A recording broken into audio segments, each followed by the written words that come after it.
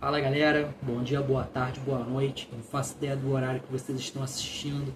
Mais uma vez, muito bem-vindos aqui à minha bagunça. Meu nome é Felipe e hoje vamos fechar finalmente o capítulo 5 da Era do Capital, capítulo que fala sobre construção dos Estados-nação.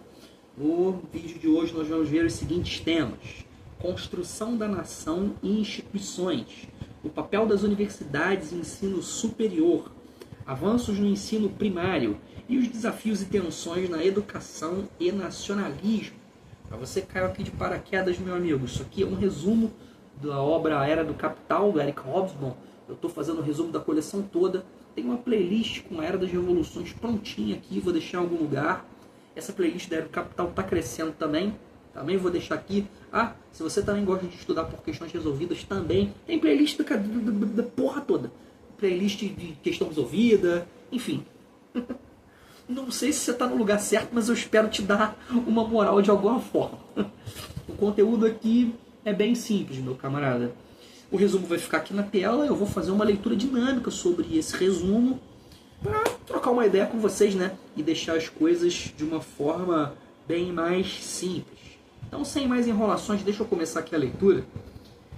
Bora lá, galera. A ideia de nação não é algo que nasce naturalmente, né? Em vez disso, ela é criada e moldada com o tempo.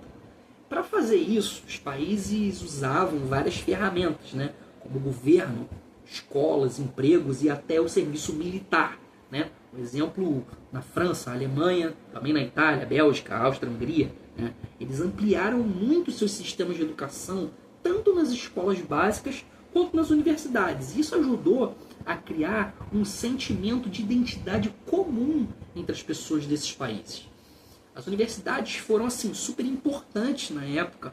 Muitas novas universidades elas foram criadas na Europa e em outros lugares, né? Nos Estados Unidos, especialmente, o número de faculdades aumentou assim muito. Isso aconteceu porque mais pessoas da classe média estavam buscando educação, né? Na França também teve um aumento no número de estudantes, né, do ensino médio, mas ainda era uma coisa assim, mais para as elites. O maior progresso foi no ensino básico, onde não se ensinava só matérias escolares, mas também valores importantes como moral e patriotismo. O ensino primário ele cresceu bastante, né, especialmente depois que a Inglaterra criou um sistema de educação básica e durante a Terceira República na França. Esse aumento da educação básica estava ligado ao avanço político das pessoas, né? Isso mostrava um esforço para garantir que todos aprendessem, né, a língua nacional e os valores do país desde cedo. À medida que os países e as cidades, né, começaram a crescer, surgiam muitos empregos e novos cargos públicos, né? Isso fez com que mais pessoas começassem a ir para as cidades ao invés de viver no campo, né? Como resultado, a educação escolar ela acabou ganhando mais importância, mas isso trouxe um problema. As escolas e as instituições começaram a exigir que todos usassem uma língua e seguissem uma cultura específica. Para minorias, né, como os eslovacos e os tchecos vivendo em cidades alemãs, isso parecia bastante injusto. Eles achavam que para aprender e se alfabetizar não precisavam abandonar, né, a sua própria língua e a sua cultura. Por isso, eles pediam para ter suas próprias escolas e não precisar se ajustar completamente, né, à cultura dominante dos alemães. Na metade do Império dos Habsburgos, que era a parte austríaca, a política ela era bastante confusa porque ela não lidava bem com essa diversidade, né, de povos e culturas. Outros governos usavam a educação para tentar fazer com que os grupos étnicos, né, se misturassem, né, ou até mesmo, por outro lado, esses outros grupos étnicos se sentissem excluídos. O nacionalismo, que é a ideia de valorizar muito, né, a própria nação, acabou gerando uma reação de outras nações, né, ou grupos, obrigando as minorias a escolher ou entre se adaptar, né, e se misturar, ou serem tratados como inferiores. A parada era essa daí mesmo.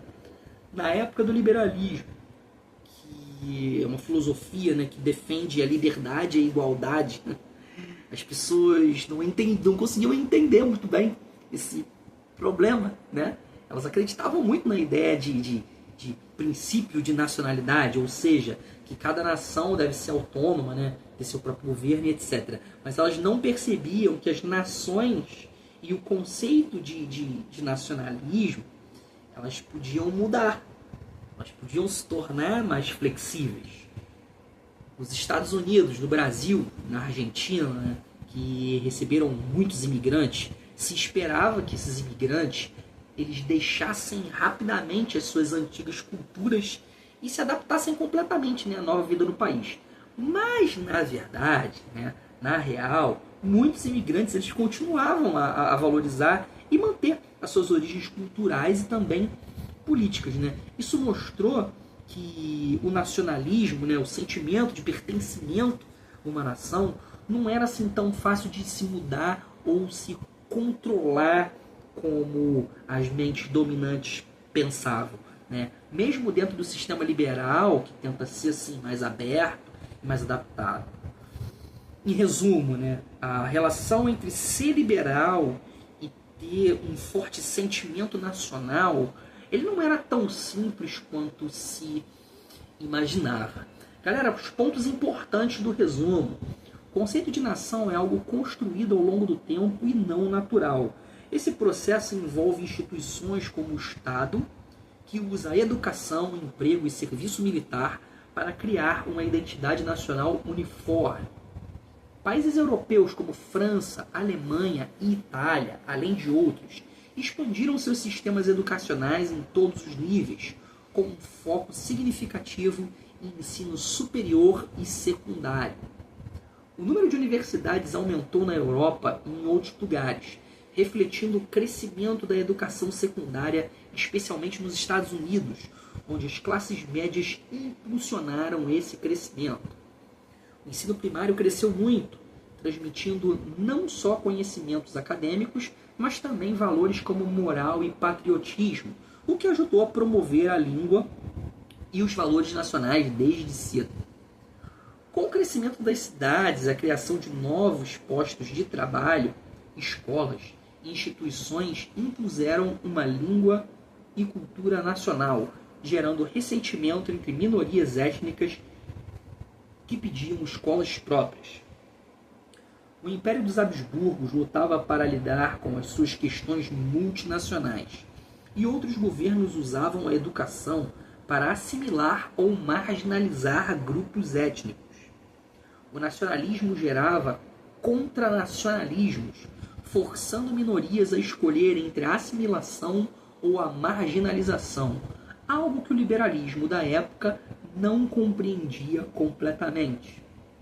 Em países de imigração maciça como os Estados Unidos, Brasil e Argentina, imigrantes mantiveram suas identidades culturais e políticas, desafiando a ideia de que o nacionalismo seria facilmente controlável dentro do liberalismo burguês.